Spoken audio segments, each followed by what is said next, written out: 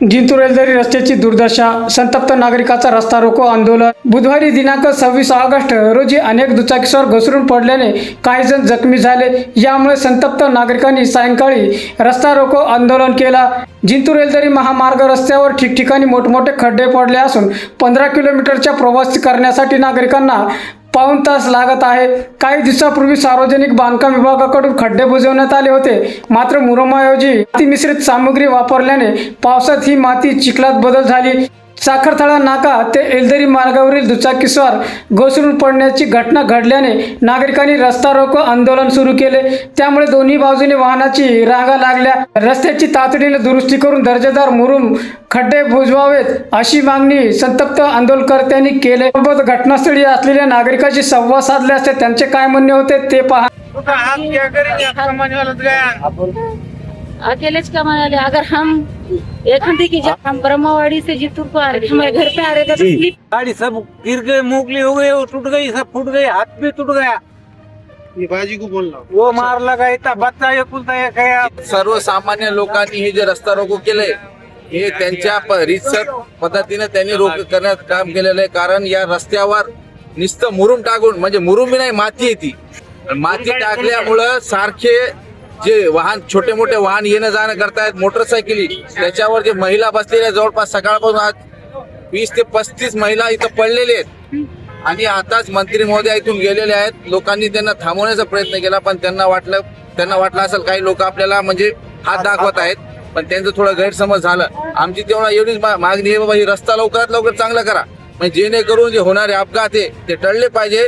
आणि उद्याच्याला हे रस्ता जर का चांगला करण्यात आला नाही किंवा दुरुस्त करण्यात आला नहीं तर हे आंदोलन अजून तीव्र होऊ शकते, याची सगळ्यांनी नोंद घ्यावी। रोड एलदेरी रोड है, जो वालकाने का रोड है, इसका जो सबसे पहले काम चालू करना चाहिए। इस पे चून खड़ लाकर डाले, इसमें से इतने गाड़ियां स्लिप हो रहे हैं लिमिट के ऊपर। आज में अभी तक सवेरे से अभी तक 30 से 35 लोग गिर गए, उसके अंदर आधे से ज्यादा लेडीज को इतना मार लगा कि लोग, हम खुद यहाँ दुकान वाले आके रुका के उठ के उठा रहे उनको, फिर भी कार्रवाई नहीं हो रही। अभी यहाँ से दीदी गए वाले, उनको रुकाए तो एक ने क्या, दीदी ने खाली हाथ बताकर गए, बोल के बताया ऐसा। ये मट्टी कब ला कर डाले? ये मट्टी डालकर आज कम से कम 15 से 20 दिन हो गए। मट्टी क्यों डाले थे? अभी क्यों डाले वो आपने मालूम नहीं, कौन डाला। ये खाली गड्ढे थे यहाँ पे, बड़े बड़े गड्ढे, मुरुम डालने का बोले डाले, चून खड़ ला के डालने वाला है पूरा। ये चून खड़ डालने से पानी जरा सा गिरा गया, स्लिप हो जा रहा। इसमें इतने लोग हैं, हम उठाने वाले लोग तक गिरे इस पे। अभी आप देखो नीचे, बताओ लोगों को कि कितना स्लिप हो रहा है।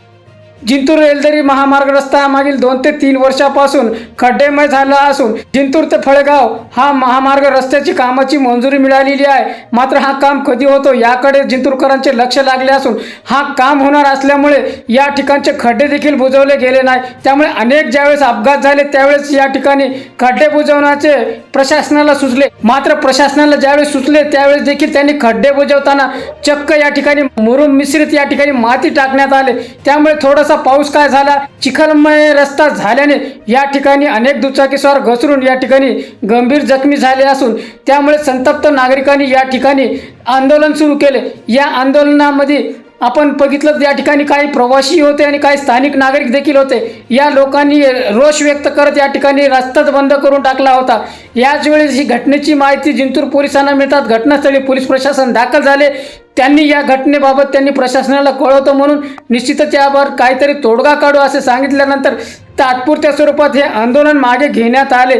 मात्र यानंतर यापेक्षा तीव्र आंदोलन छेडण्यात येणार असल्याचा इशारा आंदोलनकर्त्यांनी दिला। जिंतूर सहार न्यूज चॅनलची बातमी आवडल्यास लाईक करा, शेअर करा, कमेंट्स करा, सबस्क्राईब करा। जिंतूर सहार न्यूज चॅनलसाठी मी शेख अलीम।